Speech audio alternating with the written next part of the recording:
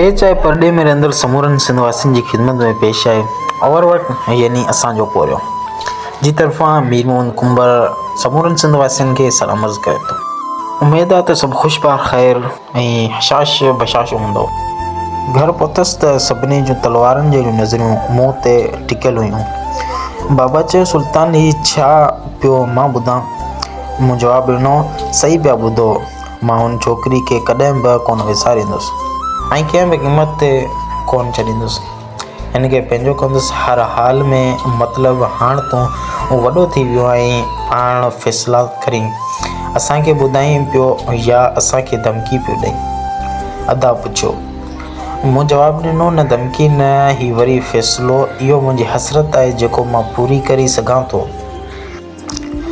ॾाॾी चयो, असांजे ख़ानदान में 7 पीढ़ियुनि में अहिड़ो कदो क़दम कंहिं कोन खंयो आहे। असां राजबाग बिरादरी जा ॻोठ जा मुअतबर माण्हू आहियूं। तुंहिंजे इन क़दम सां असांजो सर त शर्म सां झुकी वेंदो, न असांजी इज़त मिटी में मिली वेंदी। केर बि असां खां रिश्तेदारी करण लाइ तयारु कोन हूंदो।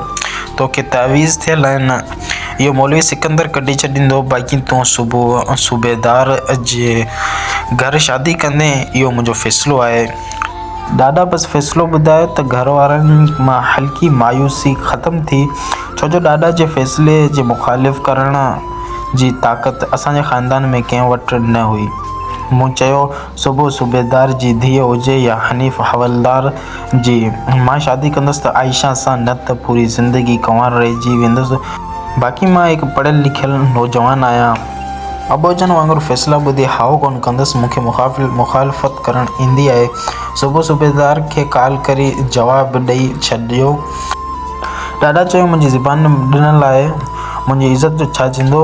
मूं जवाबु ॾिनो, मुंहिंजी बि ज़बान ॾिनल आहे, मुंहिंजी मोहबत जो छा थींदो? मुंहिंजूं ॻाल्हियूं ॿुधी बाबा मूंखे चमाट हणी। इहो इन करे जो मूं ॾाॾा जे फ़ैसिले जी मञण खां इनकार कयो। बाबा चवणु लॻो, इहो सभु अम्मा जी ग़लती आहे, जंहिं सुल्तान खे ॻोठ खां ॿाहिरि वञण जी इजाज़त वठराई ॾिनी। ही तरक़ी कंदो ॾिठी तरक़ी। अॼु हिन वटि जेको वॾनि जी इज़त आहे, ॾिसो पढ़ियल असांजो लाडलो। ॾाॾा आख़िर में एतिरो चयो, हाणे हिन घर में या सुल्तान रहंदो या मां। बसि सुल्तान रहंदो त इन शर्त सां सूबेदार जी छोकिरी सां शादी कंदो, अगरि न पोइ मां इहो घर छॾी वेंदुसि। ॾाॾा इहो जुमिला चवंदे ॾाॾी ॾांहुं कावड़ में निहारी चयो, उथ हल तूं हिते फ़िल्म पई ॾिसीं, मुंहिंजे त मुंहं ते दांगी घसी छॾीअ न। ॾाॾा लात वांगुरु कावड़ में जलंदो पंहिंजे कमरे में हलियो वियो। बाबा चयो, ही सभु मिल्कियत माया, घर बनी, 12 गाॾियूं, बंगला, ऐश आराम असांखे तुंहिंजे ॾाॾे ॾिना आहिनि। सभु कुझु हिन जो आहे। मां नौकिरी पेशा माण्हू आहियां, नौकिरीअ बि हिन वठराई ॾिनी आहे। मुंहिंजो पघार ₹1,00,000 आहे। इहो त घर में ख़र्च थींदो आहे, इते जहान कोन हलंदो। बहितर थींदो त तूं पंहिंजे ॾाॾे खां माफ़ी वठी हिन जो फ़ैसिलो मञ, न त तुंहिंजी मर्ज़ी। असां तुंहिंजे करे पंहिंजे घर में मुआशी मसाला पैदा कोन कंदासीं। बाबा एतिरो चई कावड़ में अम्मा खे चयो, हल अहिड़ो सबूत ॼणण खां पहिरीं मरी वञे हा त अॼु ही ॾींहुं कोन ॾिसणा पवनि हा। मुंहिंजे भरिसां अदा अची वेठो, जंहिं चयो त अॼु ॾींहं ताईं मूं तोखां का बि शइ नाहे घुरी। तुंहिंजी ख़्वाहिशुनि ख़ातिर मूं पंहिंजी ज़रूरतुनि जो गलो घोटियो हूंदो, पर अॼु मां झोली झली ऐं तुंहिंजे आॾो बीहां थो। महिरबानी करे हिन घर जूं ख़ुशियूं न छन। असां तोखां माफ़ी घुरूं था। को ग़लती थी हुजे त माफ़ कर। यार सुल्तान, छॾ ज़िद। सुबुह जे घर नथो शादी करीं त न कर। बिरादरी में जिते चओ उते तोखे असीं परिणाई ईंदासीं, पर यार हिन पेनू छोकिरी खे छॾ। मूं चयो, तूं हिन घर खे छॾी सघीं थो? हिन हैरान थींदे चयो, मतिलबु? मूं वरी चयो, छा तूं हिन घर खे छॾी सघीं थो? भाभी खे छॾी सघीं थो? हिन जवाबु ॾिनो, न, कॾहिं बि न। मूं जवाबु ॾिनो, त पोइ मां हिन खे कीअं छॾींदुसि? हिन घर में तुंहिंजो जनमु आहे, तुंहिंजूं यादूं आहिनि, तुंहिंजो ख़ानदान आहे। तूं इहो कोन थो छॾी सघीं। भाभी सिर्फ़ु कुझु महीना पहिरीं तोखां शादी करी आई आहे, हुन खे कोन थो छॾीं। हिन कयो तुंहिंजे लाइ छा आहे? उते तूं एॾो प्यारु पियो जताईं त मां कीअं हुन छोकिरीअ खे छॾां जंहिं सां मुंहिंजो रूह जो रिश्तो आहे, जेको मुंहिंजे दिलि जो टुकड़ो आहे। ईअं सम्झ हू मूं में शामिलु आहे। मूंखां वधीक हाणे मुंहिंजे रगनि में रतु न हुन जो प्यारु हले थो। मुंहिंजी ॻाल्हियूं भाउ ॿुधी उथी चयाईं, असांखे विसारण में तोखे केतिरो वक़्तु लॻंदो? मूं चयो, छा मतिलबु? अदा चयो, तूं वञी हिन पहिरियों छोकिरी सां गॾु रहो, असांखे विसारी छॾिजांइ। इहो लफ़्ज़ अदा जे वातां ॿुधी मुंहिंजी दुनिया लॾी वई हुई।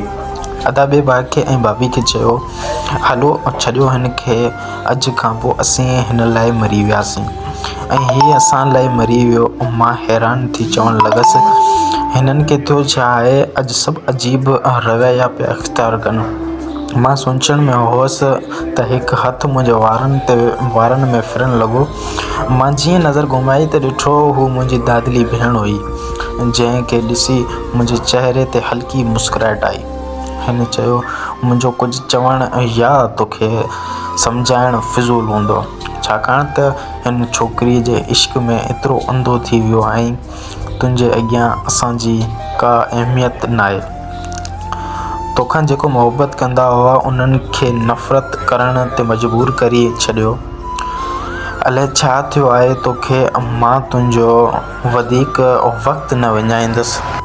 एतिरो चवां थी सोची सम्झी सुभाणे ताईं फ़ैसिलो कजां। अगरि पोइ बि तोखे असां खां वधीक हू छोकिरी सां प्यारु आहे त असांजा नंबर ऐं फ़ोटो जेको बि तो वटि आहिनि डिलीट करे छॾिजांइ। असांजी ख़ुशियुनि में न अचिजांइ, मरी वञूं असांजो मुंहुं बि न ॾिसजांइ। अदी एतिरो चई तकड़ी पंहिंजे कमरे में हली वई। मां तनहा थी घर जे अङण ते वेठो हुअसि। छा कयां छा न?